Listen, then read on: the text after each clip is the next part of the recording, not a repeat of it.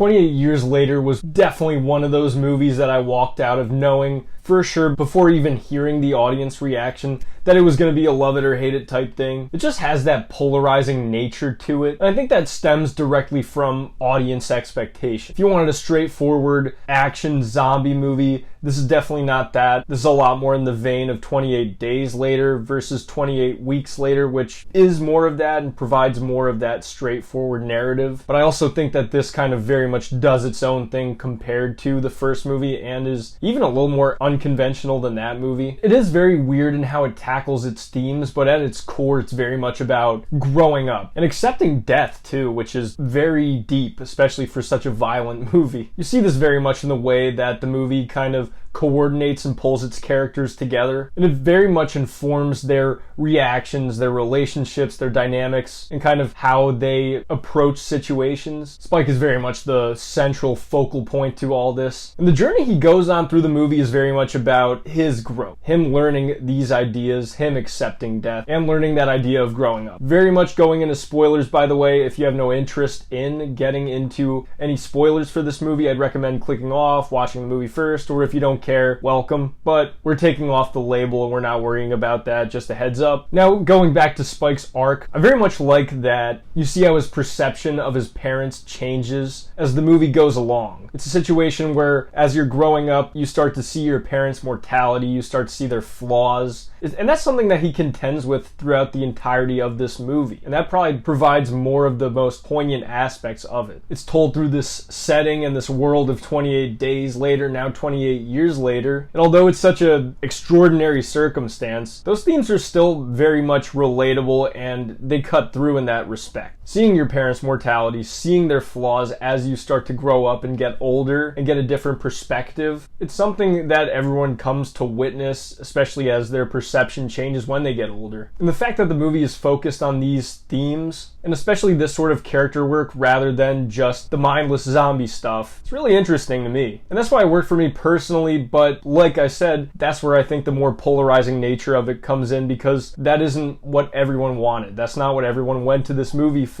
And although I personally liked it and I thought it worked, I totally get that for everybody else who went in wanting something more straightforward on an expansion of this lore. I could see how they came out of it disappointed by this, because it's definitely not what everybody came to this movie for in the first place. I think the first movie takes a similar trajectory, like I sort of mentioned earlier, and thematically in that movie, Jim also kind of has to contend with growing up. He has to grow up very quickly. He wakes up in a world where basically his parents are dead, civilization has fallen, and there's no one he can really rely on but himself. He seemed like kind of a loser, you know, he was a newspaper boy, I'm pretty sure, before he fell into the apocalypse, but he gets forced into this situation that forces him to grow up very quickly, and the people that he's around and the arc that he goes on kind of informs that journey where he finds that beast in himself to survive and kind of just be a man. 28 Years Later, though, I think lays it down a lot thicker than the first movie does in terms of the thematic relevance and having those kind of take the forefront to the zombie action. And that's also why I don't ultimately blame people for feeling like the infected's a little bit of an afterthought in this movie rather than the actual main point of the story. But in and of itself, it tells an extremely compelling, sometimes very bizarre, but also a little bit emotional story. But as for what I actually do find to be the most compelling aspect of this movie and the most compelling character of this movie is definitely Dr. Kelson. This was definitely the character I was most interested to see going into this movie. You have just a huge actor like Ralph Fiennes portraying this character. I thought his design looked interesting from the few snippets we got in the promotional material. And even in the movie itself, a lot of it is building to his introduction. It takes a while to get to him, and there's a lot of levels of eeriness, kind of creepiness. They build up almost this legend around him, and it also sort of makes you nervous as to how he actually is going to be in reality and what awaits Spike and Isla because of that reputation that Dr. Kelson has. You gotta think, out of desperation, Spike seeks desperate measures, breaking out of his community to seek out Dr. Kelson and help his very sick mother. But the thing that I think is interesting about Dr. Kelson is that rather than simply finding a cure for his mother, he kind of gets a new perspective on death rather than that cure. Kelson obviously tells them the bad news that she has cancer, it's incurable, incurable and she's probably dying. But I was really, like, honestly even kind of weirdly touched by the lesson that he imparts on them. Teaches them to remember death and remember the love that they had for each other. And it kind of allows for Spike to finally let go of his mother and just overall accept a fate that nobody can change, because you can't control death no matter how much you think that you can or want to. This also harkens back to what I say when the movie leans heavy on these themes, and that could create extreme love it or hate it type reactions. You know, to some obviously it's going to be kind of powerful, a little beautiful, but it's also going to be extremely underwhelming to other people that go into that third act looking for something more action, more spectacle, more set piece based. Because this set piece really isn't any kind of action thing. It's this bone temple, which obviously will be expanded on later in the second part. That's the title of the movie. But I think it wraps up the story in a really thoughtful way. It's definitely a matter of preference, obviously. But to me, I really respected Danny Boyle's character-based perspective on this world, which is occurring nearly 3 decades after the initial infection came. And I think that exploration is interesting because people who are dealing with this and grow up around these kinds of things and this infection and this sort of world, they're going to have an entirely different perspective on death and life than people living in normal society like we do and all the other people that weren't infected by the rage virus outside of the UK. And then from there, this brings me to the other most polarizing aspect of this movie. And it's definitely the ending. It was extremely jarring. It involves Jimmy, the boy from the beginning of the movie who barely survived. They actually leave little Easter eggs and kind of crumbs throughout the movie, like the guy hung upside down with Jimmy carved into him. Jimmy was here spray painted or painted on the side of a building, I think it was. They leave little aspects of kind of crumbs leading back to him. And then in that ending, you eventually meet up with him, and